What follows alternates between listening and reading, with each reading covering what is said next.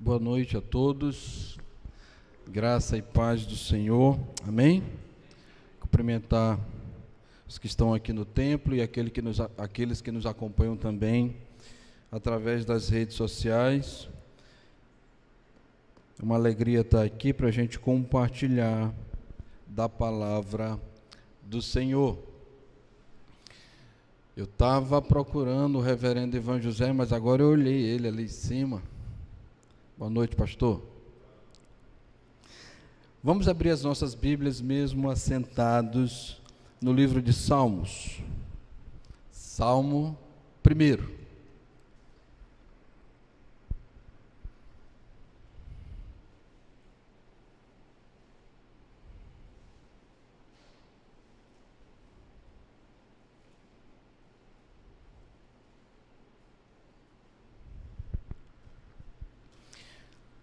Eu vou ler e peço que os irmãos acompanhem a leitura. Diz assim a palavra do nosso Deus: Bem-aventurado o homem que não anda no conselho dos ímpios, não se detém no caminho dos pecadores, nem se assenta na roda dos escarnecedores. Antes, o seu prazer está na lei do Senhor, e na sua lei medita de dia e de noite. Ele é como árvore plantada junto à corrente de águas, que no devido tempo dá o seu fruto e cuja folhagem não murcha, e tudo quanto ele faz será bem-sucedido. Os ímpios não são assim. São, porém, como a palha que o vento dispersa. Por isso, os perversos não prevalecerão no juízo, nem os pecadores na congregação dos justos. Pois o Senhor conhece o caminho dos justos, mas o caminho dos ímpios perecerá. Curva a sua cabeça, vamos orar. Deus, no nome de Jesus, nós te louvamos, Pai. Glorificamos o teu santo nome pela tua palavra. Pedimos que o Senhor nos instrua, que o Senhor, Pai, fale aos nossos corações, em nome de Jesus. Amém.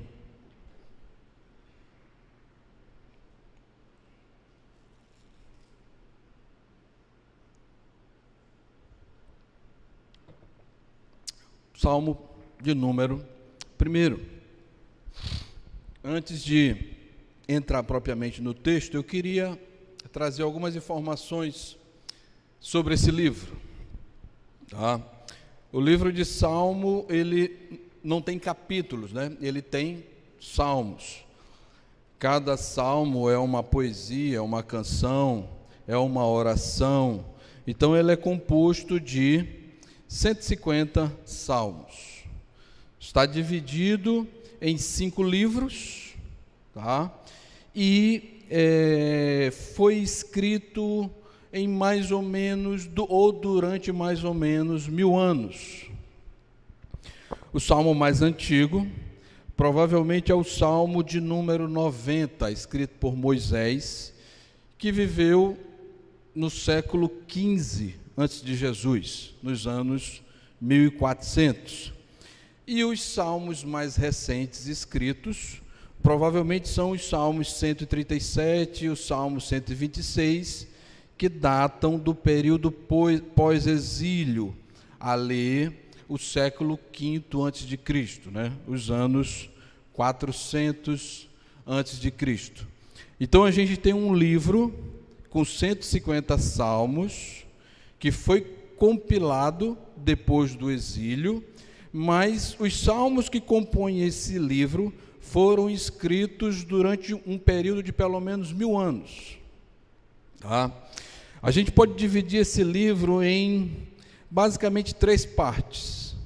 A primeira parte, né, é o primeiro livro e o segundo livro, e aí eu estou chamando livro, porque o livro de Salmos, se você olhar aí o título, bem no início da sua Bíblia, diz assim, livro 1, não tem assim? Não tem?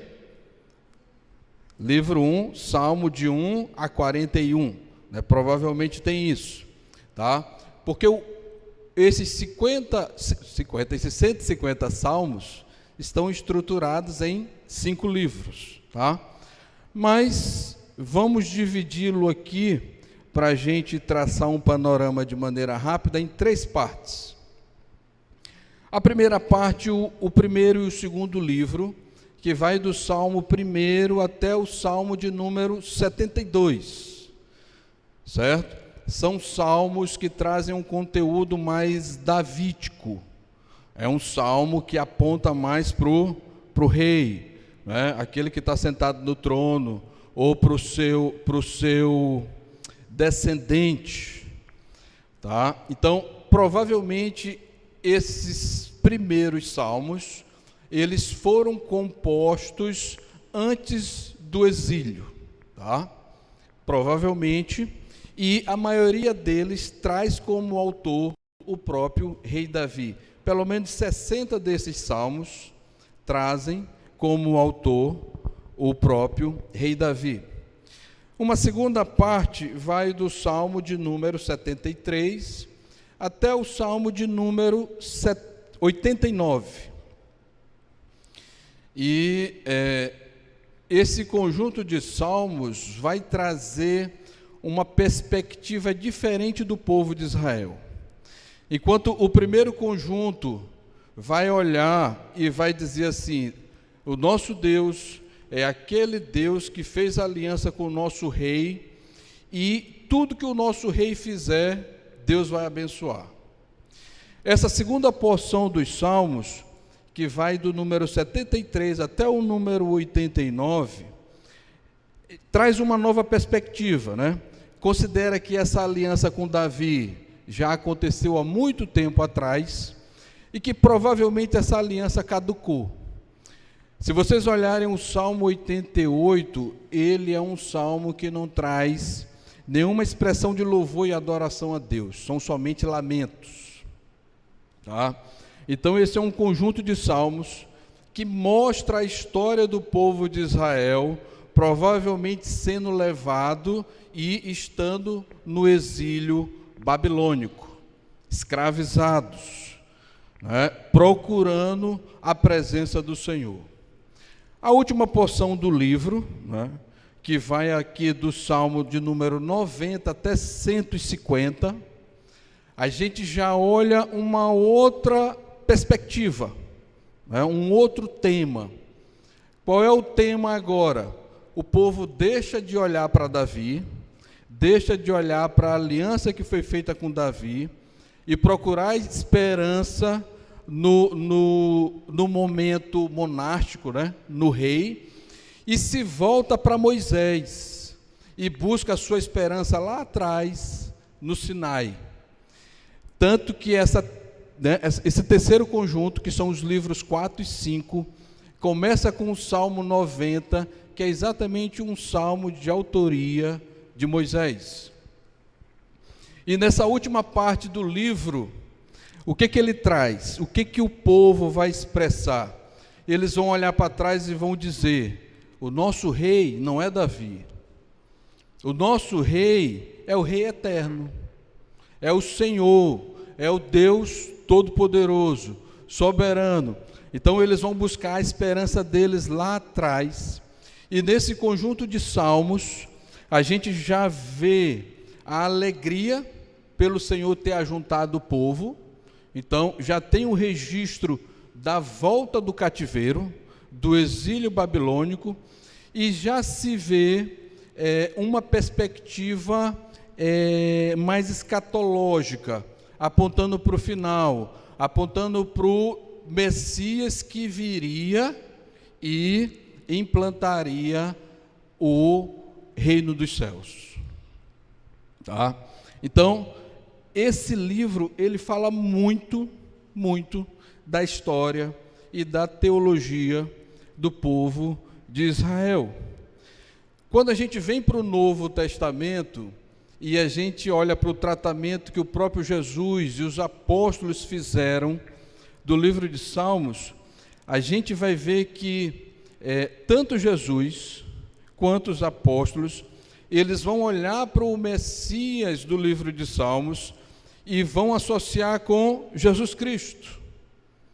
Eles vão associar que o Messias, o Cristo, o profeta, se concretiza na pessoa do Senhor Jesus. O Novo Testamento faz 283 citações diretas ao Antigo Testamento. A gente vai ver os escritos dos evangelistas, os escritos dos apóstolos, e as cartas sempre fazem referências diretas a texto do Antigo Testamento. Dessas 283 citações diretas, 116 é do livro de Salmos.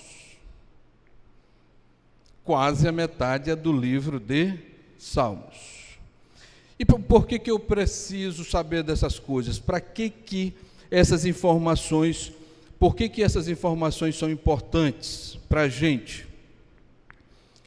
Porque a gente não pode olhar para o livro de Salmos simplesmente como cânticos que podem ser entoados aqui, que podem ser inseridos na nossa liturgia, ou somente como modelos de oração que a gente pode seguir. Mas a gente precisa olhar para o livro de Salmos como palavra do Senhor. Foi assim que Jesus olhou para os Salmos, e foi assim que os apóstolos olharam para o livro de Salmos.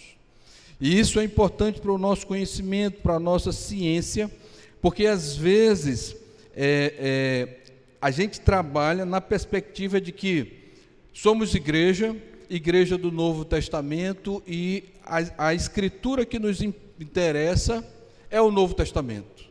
O Antigo Testamento são somente histórias, modelos, no caso dos Salmos, poesias, modelos de oração.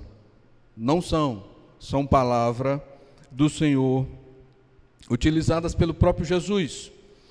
E o Senhor Jesus, e aí eu trouxe só um destaque aqui, em Lucas 24, 44, ele vai dizer para os discípulos dele, que tudo aquilo aconteceu para que se cumprisse o que estava predito sobre ele na lei, nos profetas e nos salmos.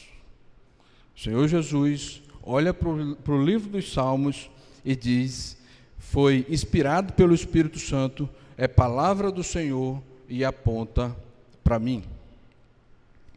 Dito essas coisas, o Salmo de número 1 é exatamente o portal, a entrada, para a gente começar a descobrir, a ler, a estudar, a se debruçar sobre esse livro. E ele vai tratar daquilo que o coração do homem mais almeja. O primeiro termo do Salmo diz assim: bem-aventurado, abençoado, feliz, tá? Então, o salmista, no primeiro salmo, ele vai tratar exatamente do tema da felicidade. Aquilo que todos nós buscamos, todos nós almejamos, aquilo que todos nós queremos, aquilo que a gente levanta cedo, dorme tarde, trabalha muito, estuda muito, exatamente para alcançar a dita, aquilo que algumas pessoas conceituam, alguns poetas falam, alguns cantores cantam a felicidade. E nessa noite, olhando para esse texto, eu queria tratar com os irmãos exatamente sobre o tema a felicidade e a santificação.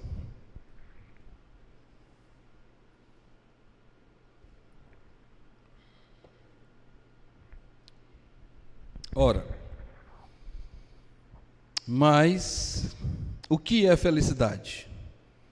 De maneira bem simples, a gente poderia conceituar, um estado de bem-estar. Mas é muito pouco, trabalha somente uma perspectiva, A palavra felicidade no nosso idioma trabalha mais a perspectiva emocional. E aí nenhum aspecto da vida é mais desejado que a felicidade.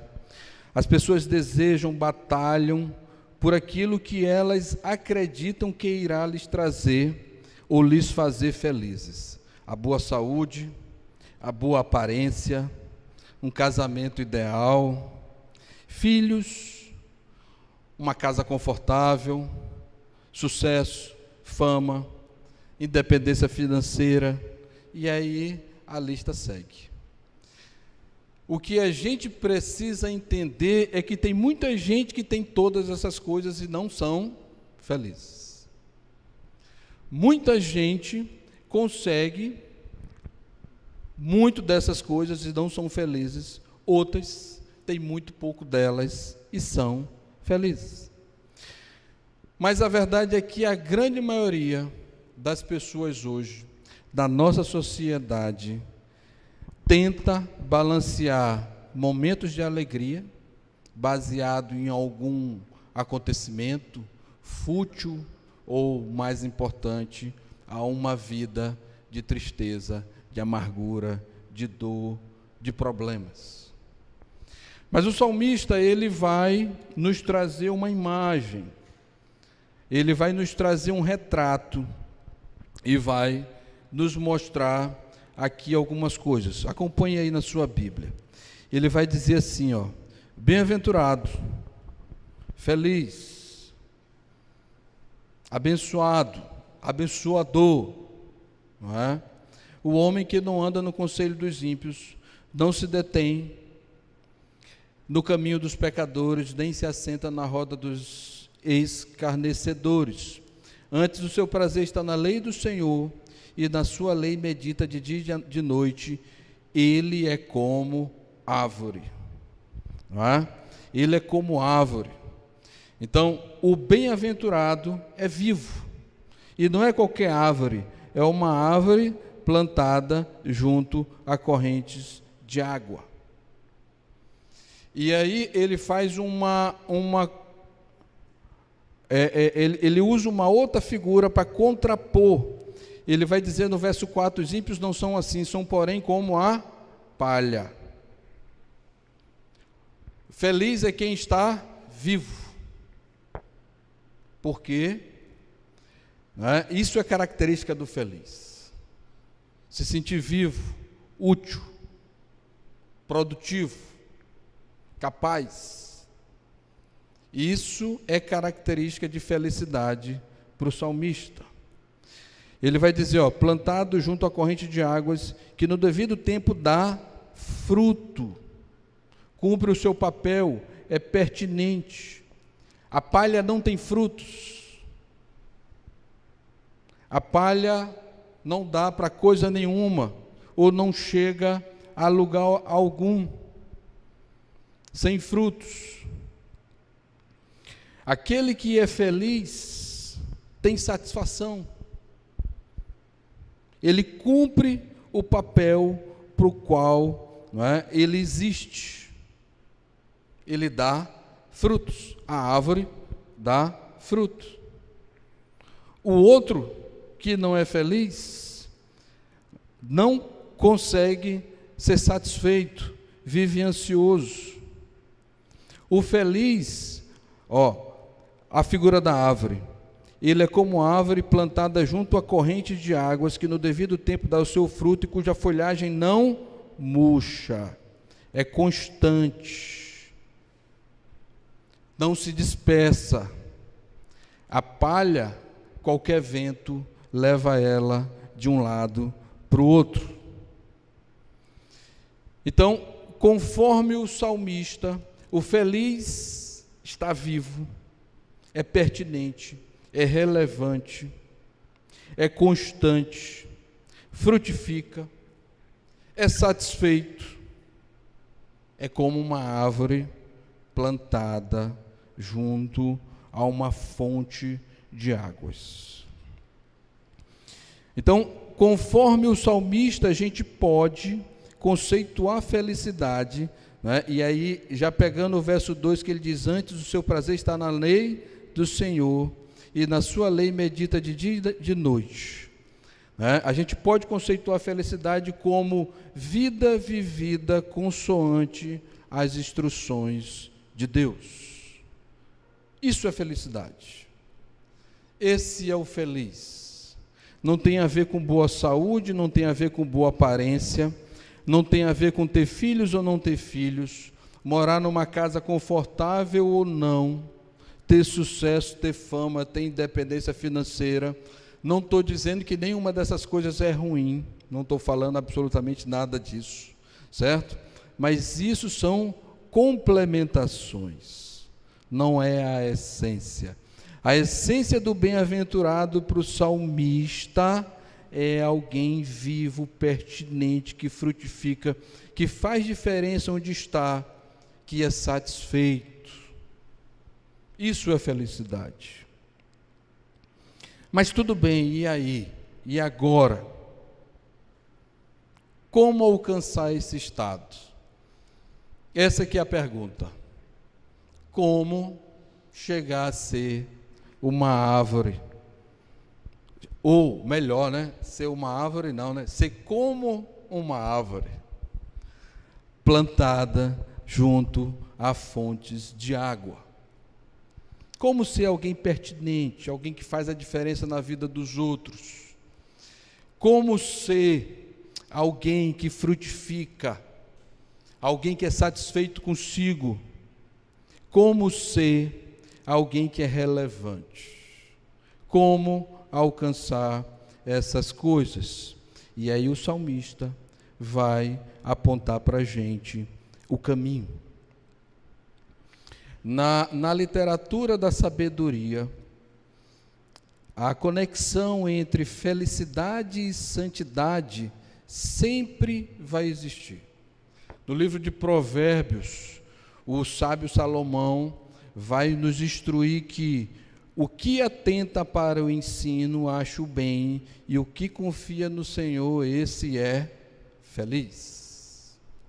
Então, a conexão entre santidade, santificação e felicidade, ela é típica na literatura de sabedoria.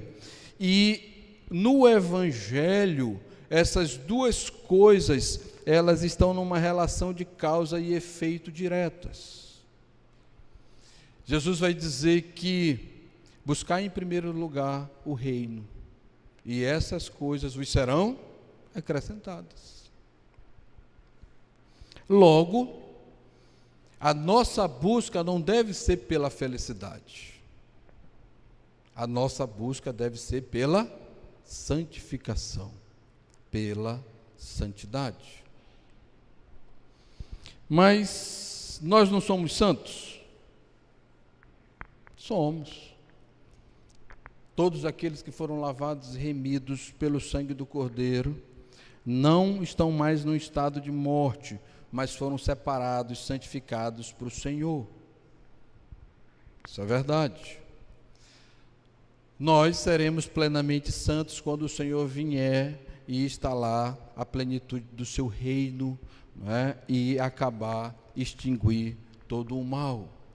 Mas nós somos estimulados e ensinados a buscar a santificação dia após dia. Dito essas coisas, que a felicidade é fruto da santificação, logo nós como cristãos, a nossa busca não deve ser como uma busca de quem está lá fora, pela felicidade, por momentos de alegria. Não, isso é consequência. Isso aí o Senhor vai providenciar para as nossas vidas. A nossa busca tem que ser pela santificação. E como eu acho a santificação? Olha aí para o verso 2. Diz assim: antes o seu prazer está na lei do Senhor, e na sua lei medita. O bem-aventurado, ele toma algumas ações do verso 1, mas essas ações do verso 1 são consequências dessa ação que ele faz no verso 2. E por conta do verso 1 e 2, ele tem essa característica de feliz do verso 3. Então, a primeira ordem aí é medita. E o que é meditar? medita na lei.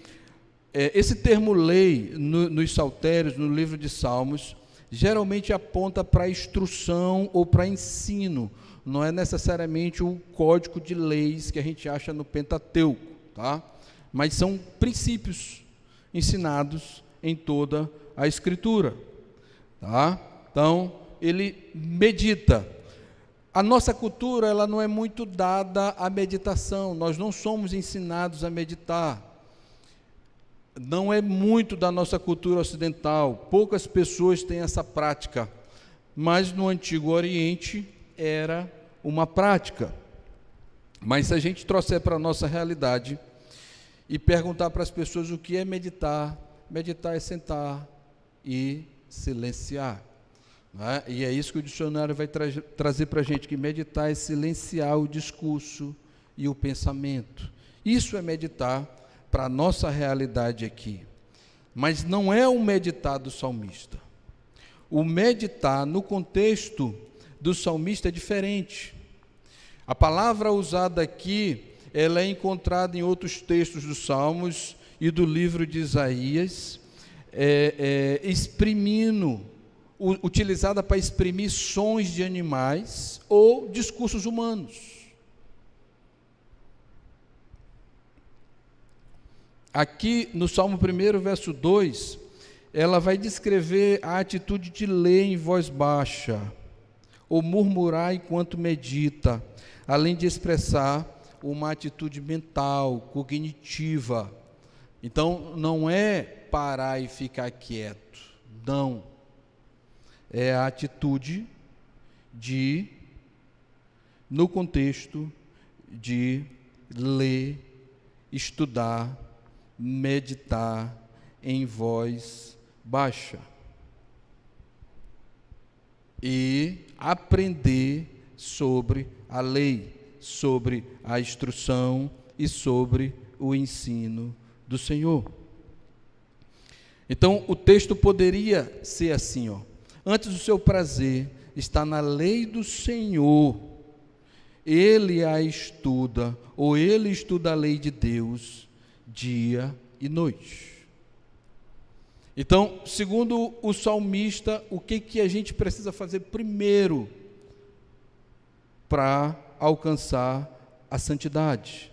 Estudar a instrução, a lei, os mandamentos do Senhor. Além de estudar, essa palavra meditar, ela é usada em outros contextos. Também no Antigo Testamento. Então, a meditação ou o estudo é sempre seguido de prática. Josué 1:8, bota para a gente aí, Pablo. Josué 1:8.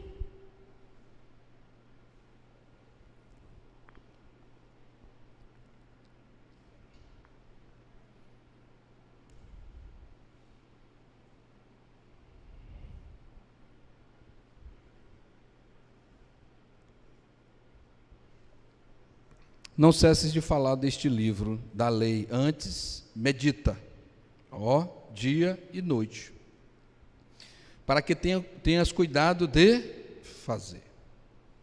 O estudo, o aprendizado, ele precede a prática, o fazer. E aí, o que a gente aprende? Não é? Que a santidade é igual a seguir a instrução, que é igual a uma vida feliz. O estudo, junto com o seguir a instrução, é prosperidade e sucesso. Isso é verdade no texto de Josué, e é verdade também no Salmo. O verso 3 do Salmo 1 do nosso texto, diz assim o finalzinho, e tudo quanto ele faz será bem sucedido. Isso é prosperidade. Isso é felicidade. Isso é vida em abundância.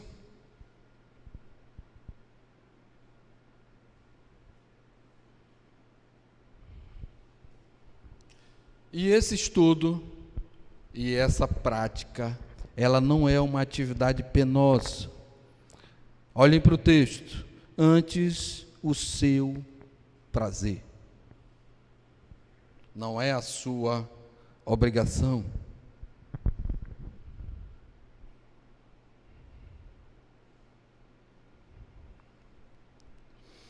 Ao contrário, não é? É um deleite. Está na igreja, está no culto, que é cumprimento daquilo que a gente aprende nas Escrituras. As Escrituras vão nos exortar, não é? Para que nós não deixemos de congregar, instruir os irmãos, acompanhar outros irmãos, sustentar a obra, evangelizar, cuidar uns dos outros. Isso não é penoso. Antes, o seu prazer está na lei, e com relação à lei ele estuda e pratica. Ele pratica e cresce. Essa prática, ela não é penosa. Essa prática, ela também não é legalista.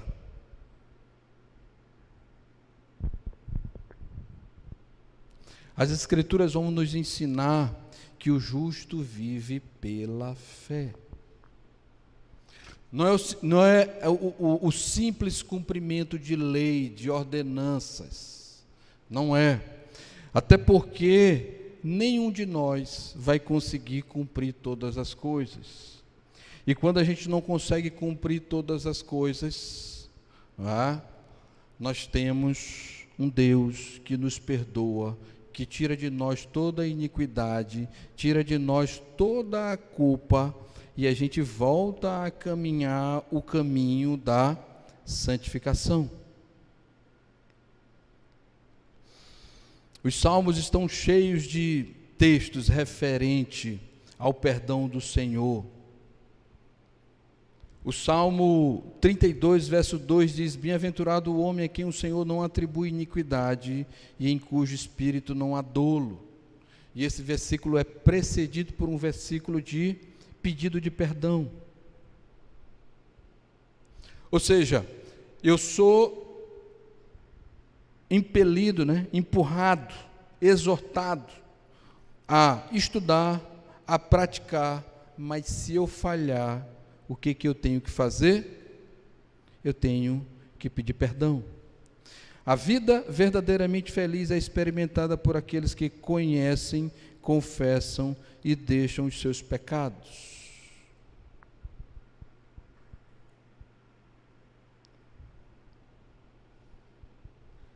Mas a última pergunta é: como eu posso ter certeza dessas coisas?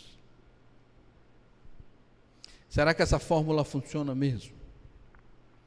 Por que se eu meditar na instrução, e eu andar em conformidade com a instrução, e eu buscar a santificação, eu serei como uma árvore plantada junto a fontes de águas? Eu terei vida abundante, eu serei bem-aventurado, feliz. Feliz nos mais diversos aspectos, na perspectiva emocional, na vida familiar, na criação dos filhos, na prosperidade material. É isso que o salmista vai nos ensinar. Mas por que eu posso ter certeza dessas coisas? E aí o Salmo 2 vai nos garantir isso. Enquanto no primeiro salmo da introdução desse livro, o salmista diz para a gente: olha, sejam santos, que vocês serão felizes. No Salmo 2, ele vai dizer por que isso funciona. Simples, porque o Senhor reina. Verso 4 do Salmo 2, olhem aí.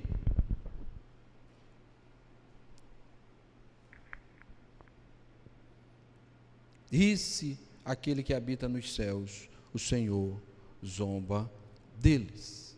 Onde é que o nosso Senhor habita? Nos céus. ele naturalmente está em posição de governo. Jesus, quando nos ensina a orar dizendo, Pai nosso que estás nos céus, não é? O céu não é necessariamente um espaço geográfico, mas é uma posição de autoridade, é o Pai que está acima de nós. E enquanto o primeiro salmo, ele vai instruir quanto ao caminhar do justo e quanto ao perecer do ímpio, o Salmo 2, ele vai ensinar sobre o senhorio do nosso Deus. O verso 10 e o verso 11 diz assim, Salmo 2, agora pois, ó reis, sede prudentes. Não é qualquer pessoa que é para ser prudente, são os reis, são os governantes, os senhores da terra. Deixai-vos advertir, juízes da terra, servi ao Senhor com temor e alegrai-vos nele com tremor. Porque que se eu seguir a instrução, eu serei feliz? Porque quem disse foi o Senhor dos senhores, o Rei dos reis, aquele que tem autoridade sobre tudo e sobre todos, aquele que está assentado nos céus. Amém? Curve a sua cabeça, vamos orar. Deus, obrigado, Pai, pela Tua palavra, Deus. Nos ensina, Pai, nos instrui, nos capacita a caminhar em conformidade com as Tuas Escrituras, com os Teus ensinamentos, com a Tua instrução. E que cresçamos dia após dia no Teu ensino, Senhor. E que não busquemos alegrias transitórias, mas busquemos estar na Tua presença. O Senhor, que é o único Deus, fonte de vida eterna, fonte da verdadeira alegria. Em nome de Jesus nós Te louvamos. Em nome de Jesus. Amém.